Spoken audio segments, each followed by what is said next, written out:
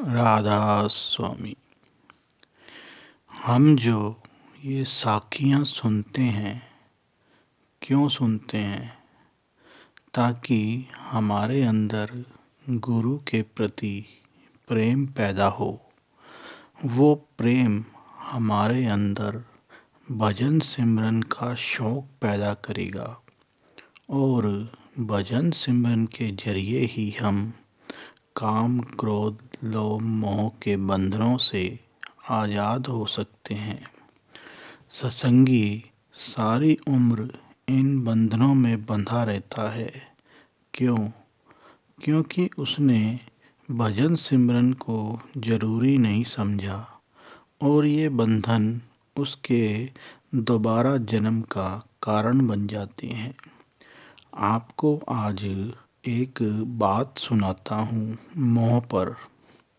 ये घटना हमारे परिवार में ही घटित हुई थी। हमारे पिताजी ये बात बताया करते थे। हमारी परदादी, जिनको बेबे कहते थे, जिन्होंने बाबा सावन सिंह जी से नाम लिया हुआ था, एक दिन चोला छोड़ गई। उनके गुजरे हुए 12 दिन हो गए थे। मेरी दादी और बुआ बाहर आंगन में रात के 8-9 बजे के करीब चूल्हे पर खाना बना रहे थे। तभी उन्हें अपना मेन गेट खुलने की आवाज़ आई तो उन्होंने पलटकर दरवाजे की तरफ देखा। क्या देखती हैं कि बेबे, जिनको गुजरे हुए 12 दिन हो गए हैं, चलती हुई अंदर आ रही हैं। मेरी दादी और बुआ देखकर बहुत डर गई। डर के कारण मेरी दादी ने डालडा का डिब्बा जोर से बेबे को मारा।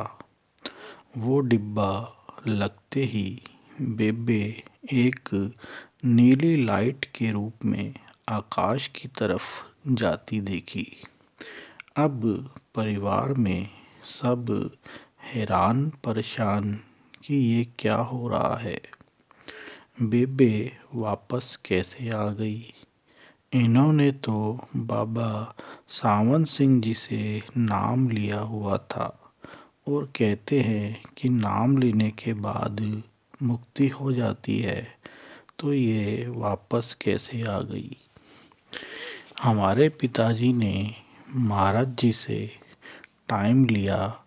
सन 1967 की बात है और सारी बात बताई कि मेरी दादी, जो कि नामधारी थी, चोला छोड़ने के बाद वापस कैसे आ गई।